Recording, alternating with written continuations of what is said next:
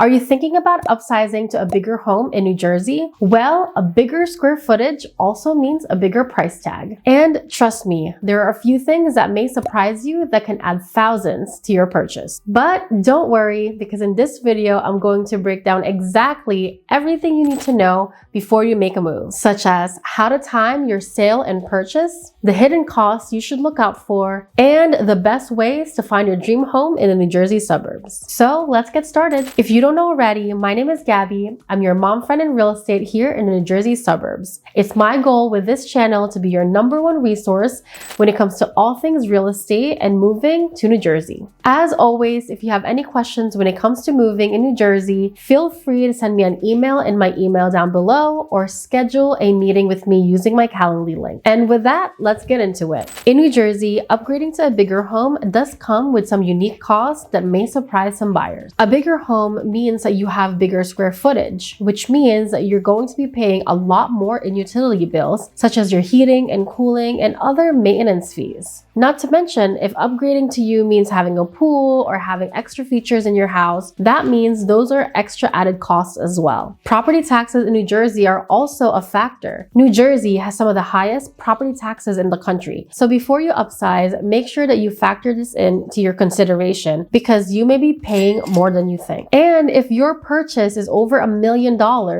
you may not know this, but there is a New Jersey mansion tax that is 1% of the purchase price. This means that on top of your down payment and typical closing costs, you also have to factor in an additional 1% if you're buying a home that's over $1 million.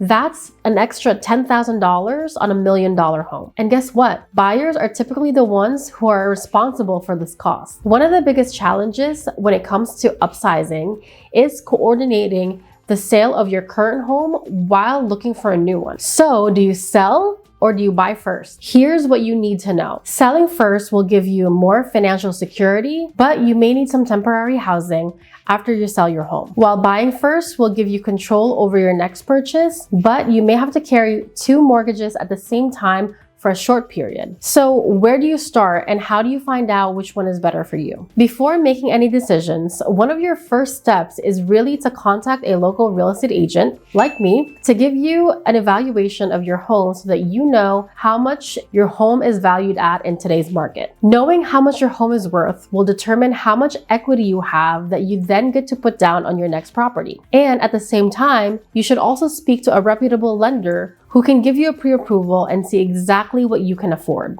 Many buyers assume that because they already own a home, it will be easy to qualify for the next one. Your lender still has to look at your income, debt-to-income ratios, your credit score, and your employment to make sure that you are eligible to buy another property. By having both your home's value and knowing your purchasing power, it is a lot easier to then make a plan on what you have to do so that you can make this happen. And that is why working with a reputable lender and an experienced agent can make the difference.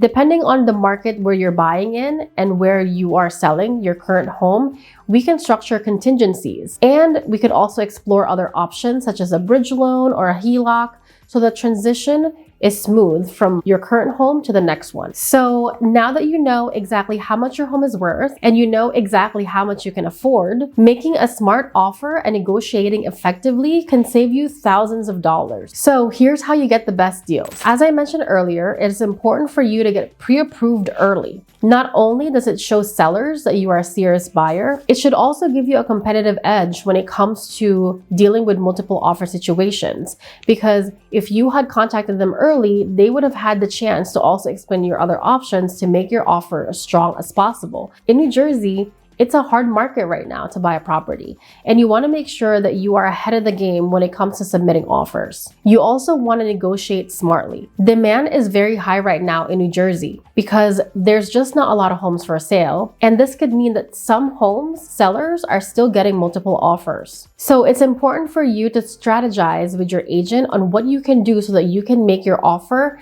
as attractive as possible. Instead of focusing on just price, also focus on other factors, such as paying some of the seller's closing costs. But this also goes both ways, because if you are selling your property, you can ask for certain things, such as asking for a longer closing period so that you have time to buy your next one, and asking for a home sale contingency to protect you in case the home you're trying to buy doesn't sell on time. And now that you know exactly what you need to do first in order to move to your next home, how do you find the best New Jersey suburbs for you and your growing family? Here are some key features that you should consider, because at the end of the day, this is something that is long-term and your next home has to fit that. Do you need a bigger yard? Do you want more bedrooms or a finished basement? Or are you looking for a home office where you can work remotely? Those are certain questions that you should really ask yourself. And where are the best suburbs that you should be looking at? In my opinion, some of the best New Jersey suburbs that has great school ratings, a great family atmosphere, very convenient are Bridgewater, Basking Ridge, Warren, and Watchung. These areas have some of the most beautiful homes. They have spacious properties. They offer privacy and have top-rated schools. And lastly, before I let you go, moving should be exciting and not stressful. So here are some ways to make it as smooth as possible. Start decluttering now. Bigger home means more space, but it doesn't necessarily mean that you should also bring all your clutter with you. Hire a professional moving company if possible. The bigger the home, the more stuff you have to move. And when it comes to a bigger family, that means that there's just more stuff that you have to pack. So hiring a professional can just make it a lot easier for your move. And finally, plan your closing dates wisely. Some people like to do this in the summer so that their kids are not in school, while others really depend on what the market is like and where they are moving to and where they currently live. So it's important for you to discuss these so that you could have a better and smoother transition. That's it for me today. If you're looking to upsize in New Jersey, hopefully this video gave you some clarity to move confidently to your next home. Remember that I'm your mom friend here in the New Jersey suburbs, and if you have any questions for me, don't hesitate to reach out. I'd love to meet you and help you manage this stressful but exciting new adventure. And as always, if you like this video, please don't forget to hit the subscribe button, click the thumbs up, and ring the notification bell. See you guys in the next one. Bye!